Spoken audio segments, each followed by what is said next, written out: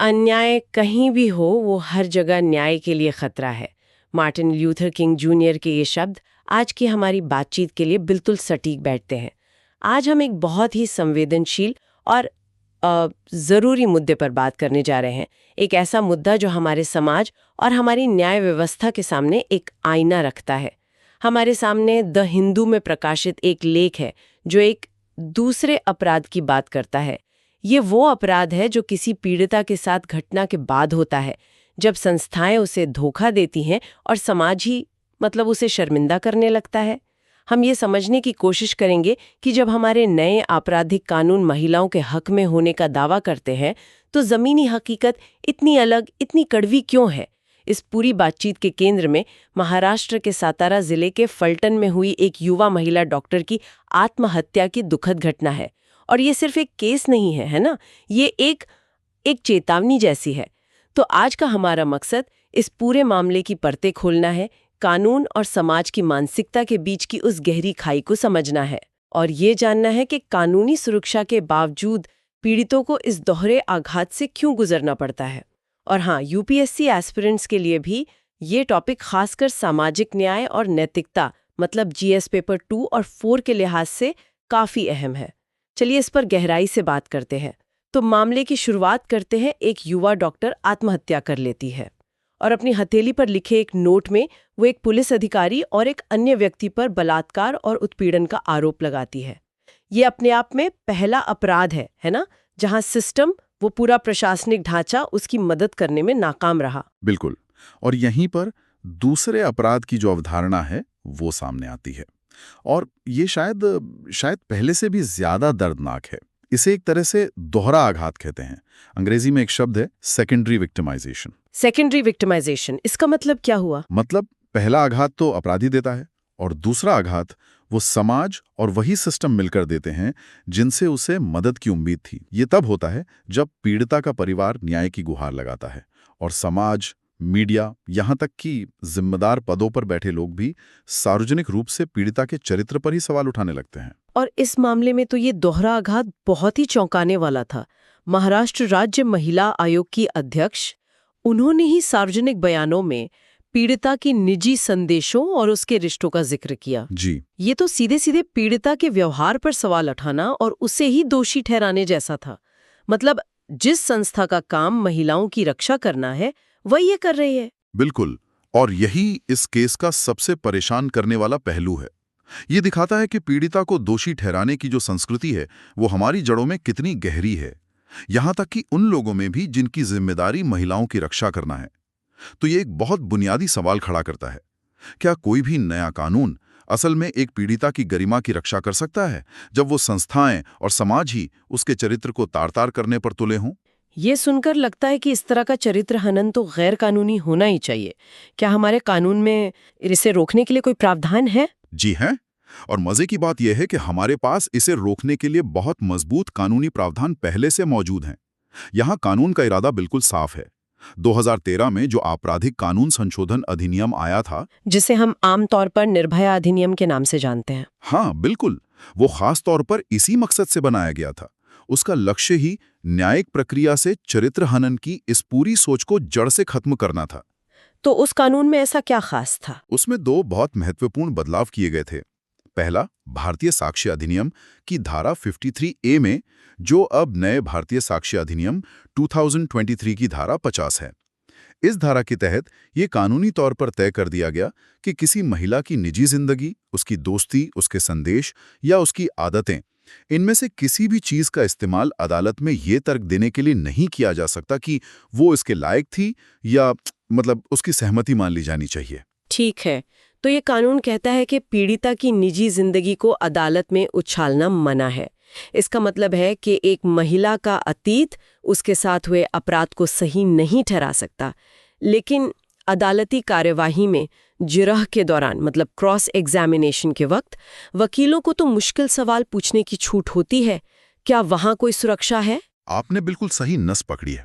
और वहीं पर दूसरा और शायद सबसे महत्वपूर्ण बदलाव आता है साक्ष्य अधिनियम की धारा 146 में, जो अब नए कानून BSA की धारा 48 है।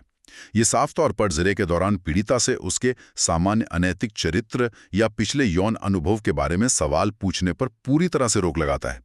कानून ये स्पष्ट करता है कि ध्यान सिर्फ और सिर्फ कथित अपराध के तथ्यों पर केंद्रित होना चाहिए, ना कि पीड़िता की जिंदगी और उसके फैसलों पर। तो एक तरफ तो हमारे पास ये 2013 का निर्भया कानून है जो साफ साफ निर्देश देता है, लेकिन कानून बनाना एक बात है और उसे मानना दूसरी। क्या हमारी सबसे बड़ी अदालत सुप्रीम कोर्ट ने इस पर कभी सख्ती नहीं दिखाई? कई बार दिखाई है।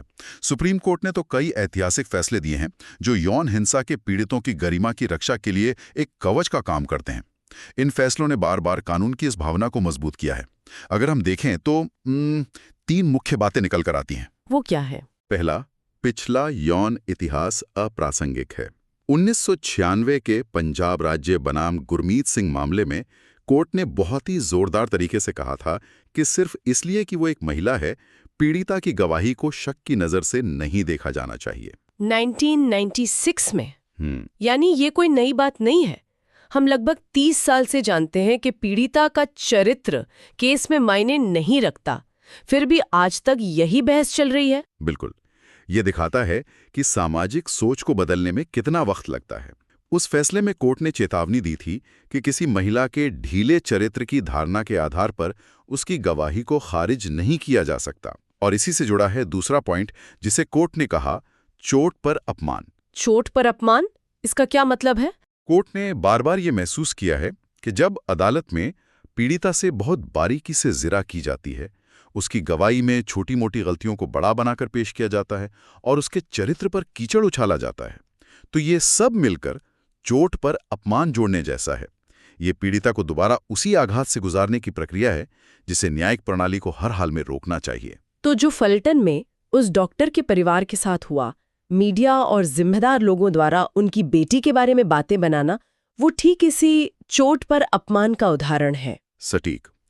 और तीसरा, जो शायद आज के डिजिटल युग में सबसे जरूरी है, वो है पहचान उजागर करने पर प्रतिबंध। आईपीसी की धारा 228A, जो अब नए भारतीय न्याय संहिता यानी BNS की धारा 72 है, उसके तहत कोई भी व्यक्ति यौन उत्पीड़न की पीड़िता का नाम या ऐसी कोई भी जानकारी प्रकाशित नहीं कर सकता जिससे उसकी पहचान सामने आए। क्या ये नियम तब भी लागू होता है जब पीड़िता की मृत्यु हो चुकी हो? हाँ, और ये बहुत महत्वपूर्ण है। कानून ये सुरक्षा मृतक पीड़िता को भी देता है। पलटन मामले में पीड़िता के मृत्यु पूर्व बयान की मीडिया में जो छानबीन की गई, वो बयान जो उसने शायद अपनी मौत से ठीक पहले दिया था, उसे पब्लिक में डिस्कस करना इस कानून की भावना का सीधा सीधा उल्लंघन था। तो अब तक की बातचीत से जो तस्वीर उभर रही है वो बहुत चिंताजनक है। एक तरफ हमारे पास मजबूत कानून है, सुप्रीम कोर्ट के साफ निर्देश हैं, और दूसरी तरफ पलटन जैसे मामले की हकीकत है जहां समाज और सत्ता में बैठे लोग भी मतलब उसी पुरानी पितृसत्तात्मक सोच में जकड़े हुए हैं। ये एक बहुत बड़ी खाई है। तो असली सवाल ये है कि इस खाई को भरा कैसे जाए? यही सबसे बड़ा सवाल है, और इसका जवाब और कानून बनाने में नहीं है, बल्कि जो कानून बने हुए हैं उन्हें उनकी सही भावना के साथ लागू करने में है। जैसा कि लेख में भी सुझाया गया है, इसके लिए हमें 3 मोर्चों पर एक साथ काम करना होगा। एक त्रिआयामी रणनीति चाहिए। वो 3 मोर्चे कौन से हैं? पहला है प्रशिक्षण और संवेदीकरण, मतलब ट्रेनिंग और सेंसिटाइजेशन।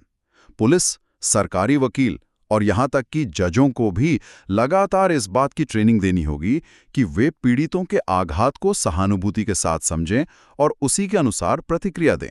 लेकिन हम पुलिस ट्रेनिंग और जजों के संवेदीकरण की बातें तो सालों से सुनते आ रहे हैं, फिर भी जमीनी स्तर पर बदलाव क्यों नहीं दिखता? क्या ये बस एक दिन की वर्कशॉप होती है और फिर सब वापस पुरानी आदतों पर लौट आते हैं? आपने सही कहा, यही समस्या है। ये एक खानापूर्ति वाला काम नहीं हो सकता।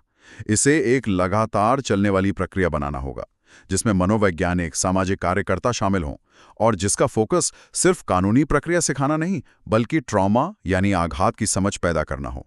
जब तक एक पुलिस अधिकारी ये नहीं समझेगा कि घटना के तुरंत बाद पीड़िता क्यों चुप हो सकती है, तब तक वो उससे सही तरीके से बात ही नहीं कर पाएगा। ठीक है, ये हुआ पहला मोर्चा। दूसरा क्या है? दूसरा मोर्चा समाज के स्तर पर है।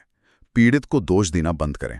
समाज के रूप में हमें उस मानसिकता को पूरी तरह से खारिज करना होगा जो पीड़िता के कपड़ों, उसके व्यवहार या उसके चरित्र पर सवाल उठाती है। ये तो सबसे मुश्किल काम लगता है।